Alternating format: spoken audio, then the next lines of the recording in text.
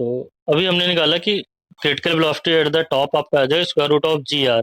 अभी हम करेंगे critical velocity at the lowest point. Critical velocity at the lowest point.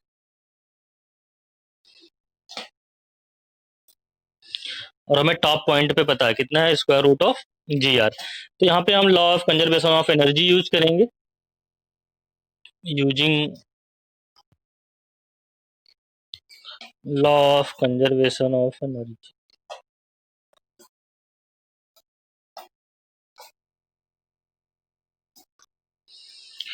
तो total energy at lowest point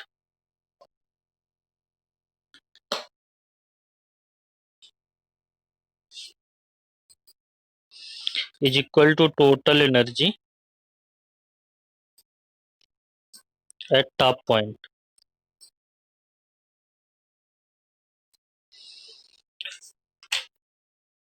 अब यहाँ पे देखो लोएस्ट पॉइंट पे जो उसकी एनर्जी है, देखो इसको यहाँ से इसी को हम रेफरेंस लाइन मान लेते हैं। जो आपको वर्टिकल सर्कल पे मूव कर रहा है ये आपका रेफरेंस लाइन हो गया।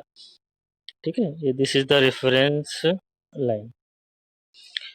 अब जब यहाँ पे वेलोसिटी हम लोएस्ट पॉइंट पे ले लेते हैं कि VCL, तो उसके पास लोएस्ट पॉइंट पे कौन सी energy, kinetic energy plus potential energy at lowest point, L for lowest, is equal to kinetic energy plus potential energy at top. तो लोएस्ट पॉइंट पर काइनेटिक एनर्जी की half M critical at lowest point का square, plus हमने reference line ही यही मान रखा है, इसलिए पोटेंशियल एनर्जी अभी इसका यहाँ पे जीरो होगा। तो पोटेंशियल एनर्जी आपकी जीरो हो गई। Kinetic energy at the top होगा V critical velocity at top का square plus potential energy at top, तो पोटेंशियल एनर्जी बनेगा mg इंटू एच। एच कहाँ से, रेफरेंस लाइन से, तो रेफरेंस लाइन से एच कितना बनेगा, ये पूरा डायमीटर बन जाएगा, तो रेडियस आर है तो डायमीटर इसका 2r हो जाएगा। तो mg2r पोटेंशियल एनर्जी है आपका टॉप पॉइंट पे। अब इसको हम m आपका कैंसिल हो जाएगा, कॉमन ले लोगे, यहाँ से जाएगा VC एल का square upon two equal to VC top पे square upon two plus G into 2r। अब हमें क्रिटिकल वेलोसिटी एट टॉप पे पता है, अभी हमने कैलकुलेट किया था कितना आया था, square root of G R. तो यहाँ पे वैल्यू पुट कर देंगे।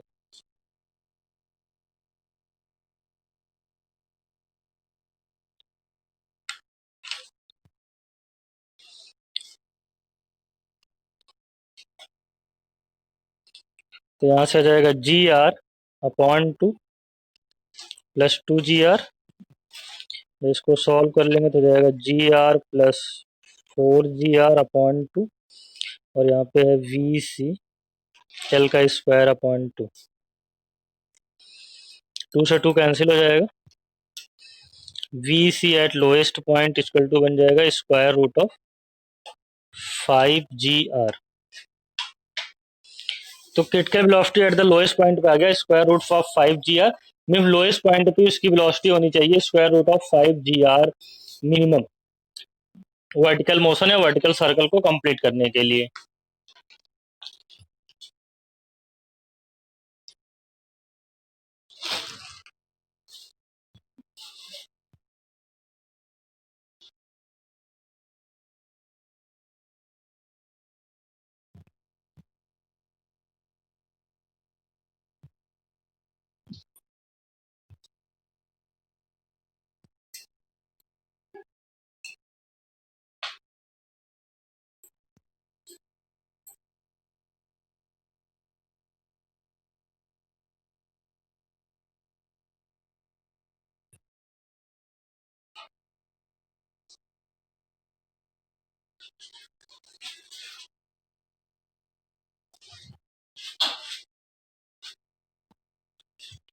तो ये वाला आपका कंप्लीट हो गया वर्टिकल मोशन।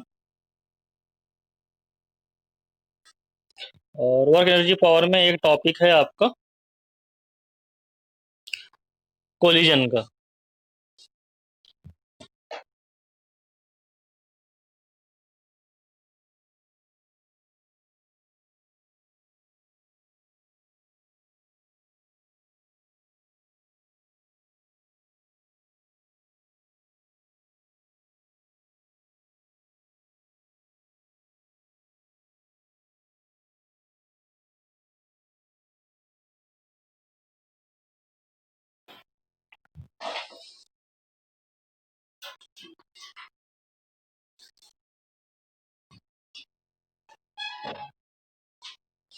अब देखो कोलिजन की क्या डेफिनेशन है कि अगर दो बॉडी के बीच में हम बोलेंगे कि कोलिजन हुआ है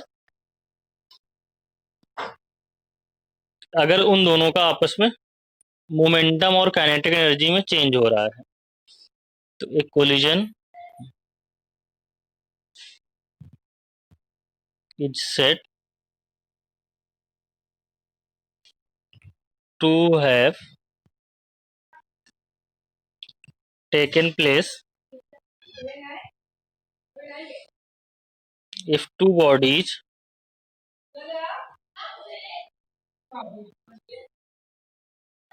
interact interact with each other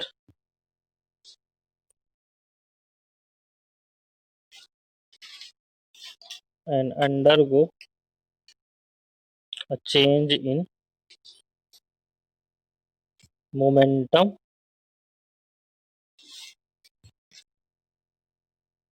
and oblique or kinetic energy।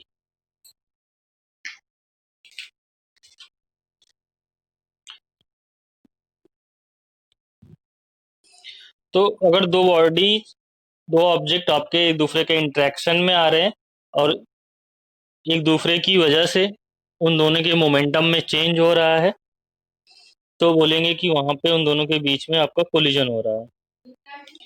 For collision physical contact is not necessary.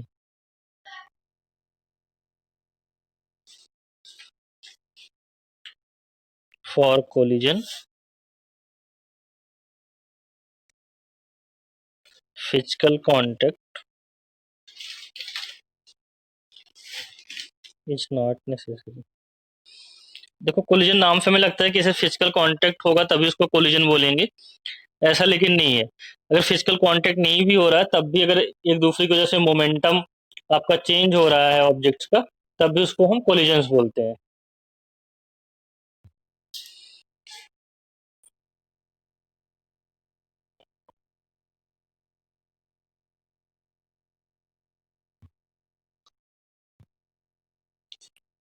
ठीक है, देखो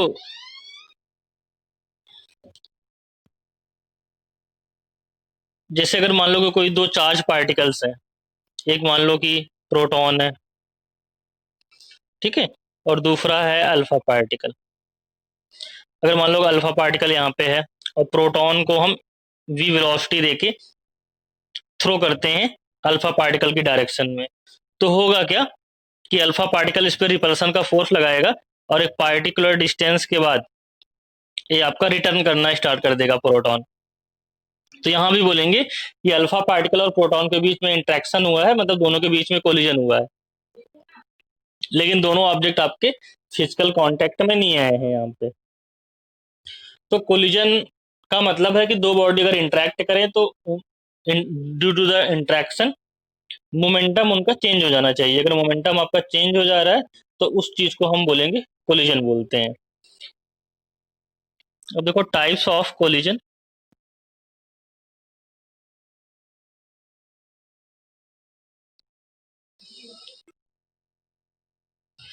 टाइप्स ऑफ कोलिजन, तो फर्स्ट टाइप है आपका perfectly elastic collision.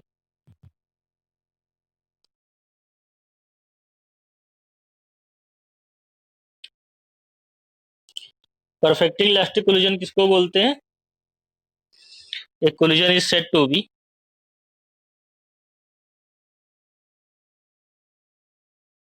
perfectly elastic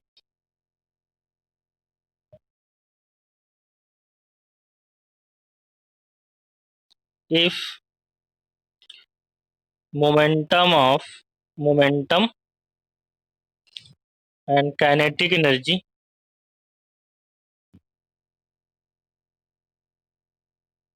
remains constant। मतलब कि जितना मोमेंटम बिफोर द कोलिजन है उतना ही मोमेंटम आफ्टर द कोलिजन है, और जितनी kinetic energy before the collision है उतनी kinetic energy after the collision है। तब तो हम बोलेंगे कि आपका जो कोलिजन हो रहा है वो कैसा कोलिजन है, परफेक्टली इलास्टिक है,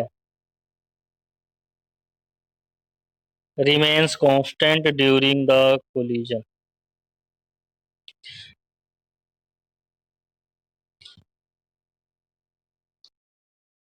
एग्जाम्पल्स क्या क्या होते हैं आपके परफेक्टली इलास्टिक कोलिजन के? एग्जाम्पल्स हैं collision between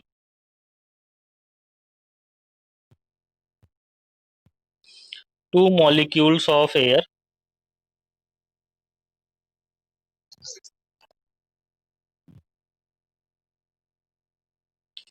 collision of two billiards ball.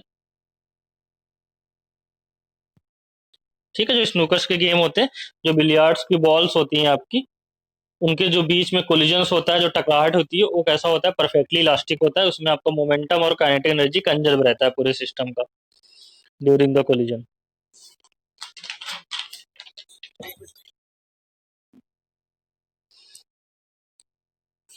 क्या पूछ रहे हो, कहाँ से? Type of collision. देखो, कोलिजन में पहले टाइप बताया कि परफेक्टली इलास्टिक। परफेक्टली इलास्टिक में क्या होता है कि मोमेंटम और काइनेटिक एनर्जी दोनों आपका कंजर्व रहता है। बिफोर द कोलिजन जितना मोमेंटम होगा उतना आफ्टर द कोलिजन रहेगा ऑब्जेक्ट्स के, और काइनेटिक एनर्जी भी आपकी before and after the collision equals होते हैं। तब तो हम बोलेंगे कि कोलिजन कैसा है, परफेक्टली इलास्टिक कोलिजन है।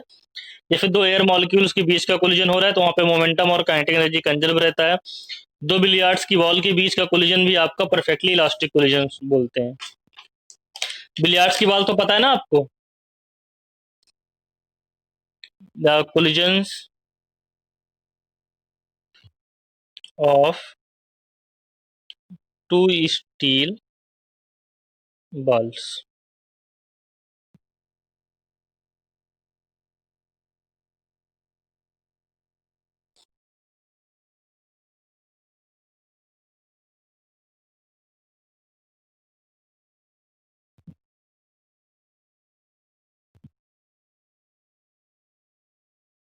ठीक है, तो यहाँ पे देखो इलास्टिक कोलिजन में हम लेट कर लेते हैं आपका एक मास m1, इसकी वेलोसिटी है आपकी u1, दूसरा बॉल है ऑफ मास m2। ठीक है, ए और बी दो बॉल्स हो गए, इसकी वेलोसिटी है आपकी ut। ठीक है, ये आपका बिफोर द कोलिजन है।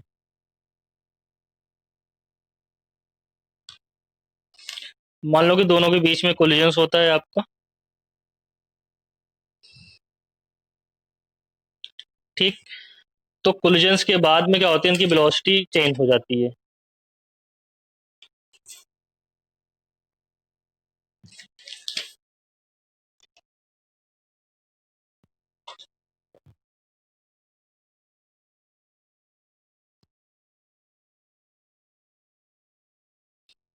तो आफ्टर द कोलिजन, यहाँ पे हमने लेट किया है कि u1 is greater than u2, और इफ राइट डायरेक्शन में ट्रेवल करता है तो u1 is greater than u2 होगा। तो दोनों एक ही लाइन में आपके ट्रेवल कर रहे हैं, तो एक टाइम के बाद दोनों के बीच में क्या हो जाएगा, आपका कोलिजन हो जाएगा। तो आफ्टर द कोलिजन,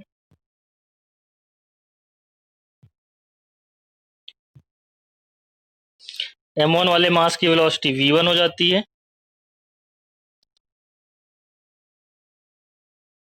और m2 वाले मास की वेलोसिटी v2 हो जाती है। हम लेट कर लेते हैं m1 u1 m2 u2 हमें गिवन है। ठीक है, m1 m2 u1 u2 हमें गिवन रहेगा। हमें आपको निकालना रहेगा velocity after the collision v1 and v2।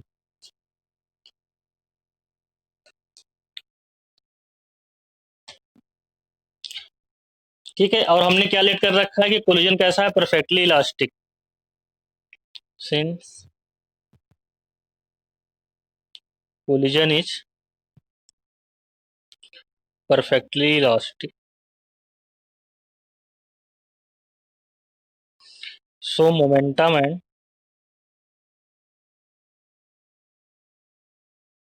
kinetic energy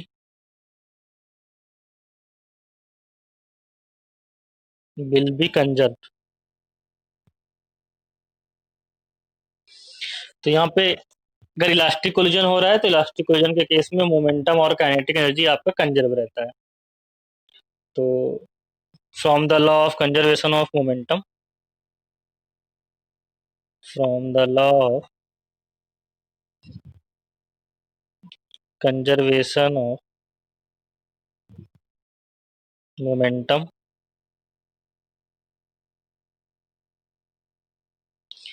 momentum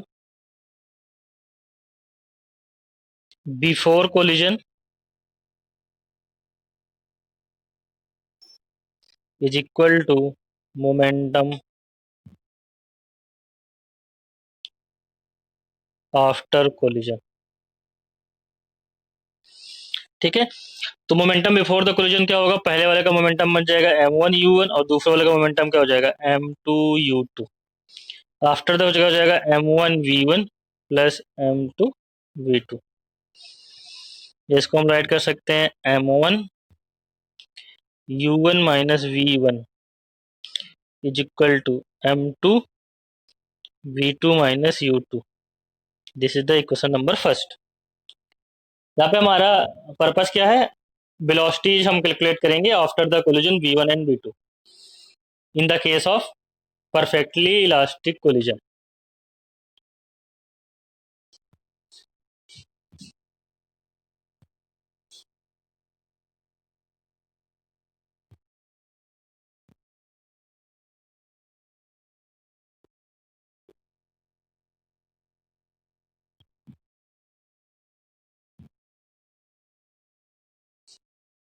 अब सेकंड हम लिखेंगे from the law of conservation of kinetic energy, क्योंकि इलास्टिक कोलिजन में आपका काइनेटिक एनर्जी भी कंजर्व रहता है। तो from the law of conservation of kinetic energy, तो kinetic energy before the collision is equal to kinetic energy after the collision. तो before हो जाएगा हाफ फर्स्ट का m1u1 square plus half m2u2 square is equal to half m1v1 square plus half m2v2 square. अब यहाँ पे half common ले लो तो half पूरे में से कैंसिल हो जाएगा। तो m1u1 square minus v1 square इधर ले आया मैंने m1v1 स्क्वायर को, और इधर से m2, तो b2 square minus u2 square.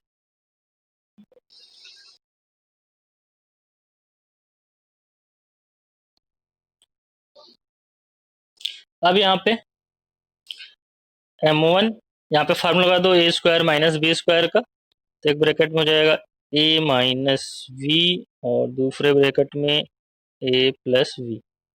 Same यहाँ पे कर दो, तो v2 प्लस u2 और v2 माइनस u2, इसे कर दो इक्वेशन नंबर सेकंड। और ये आपका मोमेंटम वाले कंजर्वेशन से आया है इक्वेशन नंबर फर्स्ट। अब हम क्या करेंगे, इक्वेशन नंबर सेकंड को इक्वेशन नंबर फर्स्ट से डिवाइड कर देंगे। डिवाइडिंग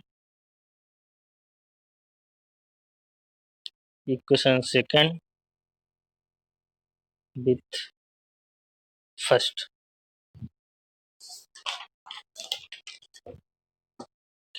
तो यहाँ पे देखो आपका सेकंड इक्वेशन है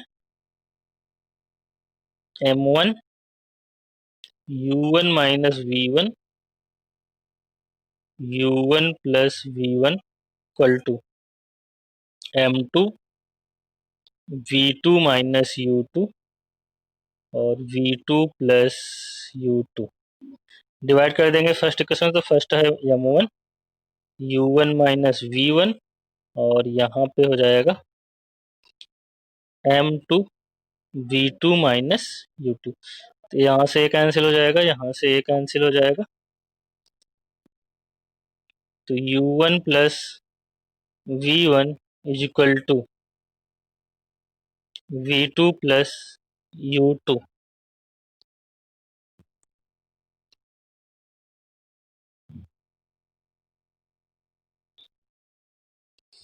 इक्वेशन नंबर इसको कर दो थर्ड। अब इन तीन इक्वेशन की हेल्प से हम v1 और v2 को हम कैलकुलेट कर लेंगे। तो यहाँ से सबसे पहले हम, अगर हमें v2 निकालना है या हमें v1 निकालना है, तो from third v2 equal to लिख सकते हैं u1 minus u2 plus v1, और इसकी वैल्यू को हम किसी भी एक इक्वेशन में पुट कर देंगे, चाहे उसे फर्स्ट में पुट कर दें हम, चाहे तो सेकेंड इक्वेशन में पुट कर दें। यहाँ पे देख सकते हैं कोलिजन्स, ठीक है। हम फर्स्ट में पुट करेंगे, फर्स्ट आपका थोड़ा सा सिंपल है तो उसी में पुट करके सॉल्व कर लेंगे। तो यहाँ पे हम देखते हैं आपका फर्स्ट इक्वेशन क्या है। फर्स्ट इक्वेशन है m1 u1 minus v1 equal to m2 v2 minus u2। तो यहाँ से हो जाएगा m1 u1 minus m1 v1 equal to m2। v2 की वैल्यू पुट करते हैं पहले। v2 की वैल्यू है u1 minus u2 plus v1 minus u2।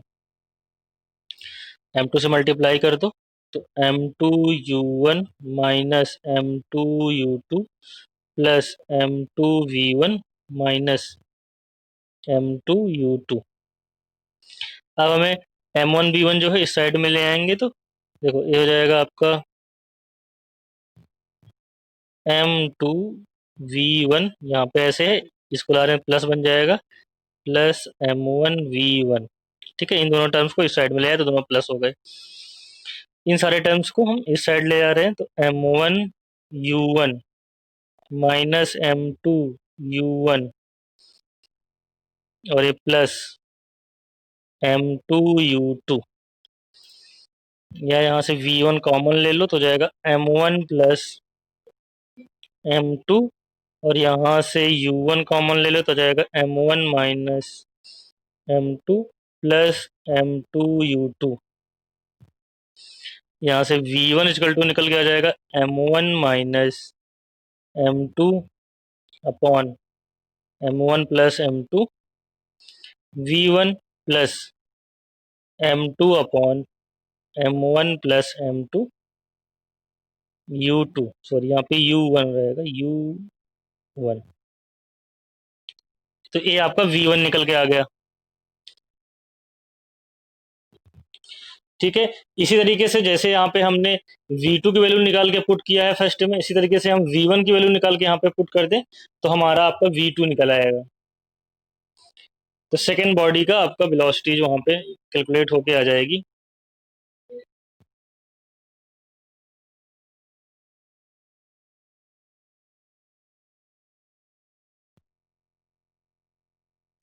यहाँ पे थोड़ी सी गलती हो गई है, यहाँ पे देखना माइनस m2 u2 है, यहाँ भी माइनस m2, तो -2 हो जाएगा, तो यहाँ पे +2 हो जाएगा उस साइड में जाके, तो यहाँ पे 2 आएगा टर्म, +2 आएगा। ठीक है, यहाँ भी था यहाँ भी था, एक को ही हमने कंप्यूटर किया था वहाँ पे -2, यहाँ पे 2, तो यहाँ पे 2 आ जाएगा simply, 2m2 upon m1 plus m2 आ जाएगा।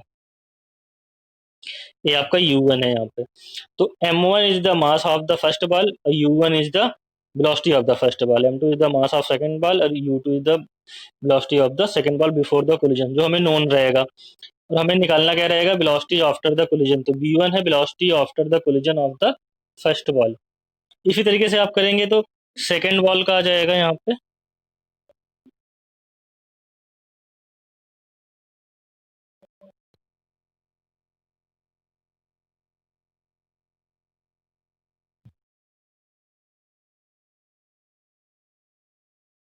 यहाँ पे और चेक कर लेते हैं।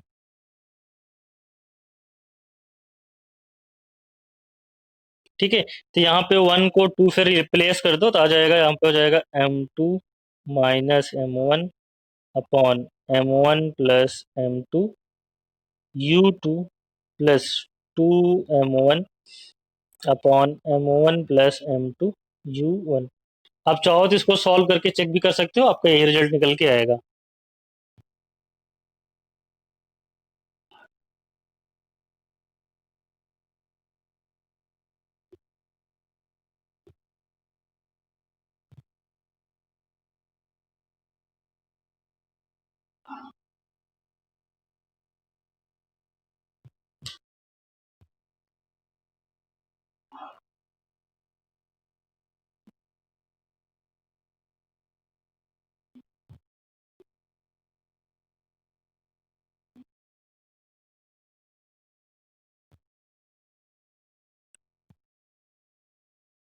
नेक्स्ट आपका जो कोलिजन है उसको हम नेक्स्ट लेक्चर में डिस्कस करेंगे।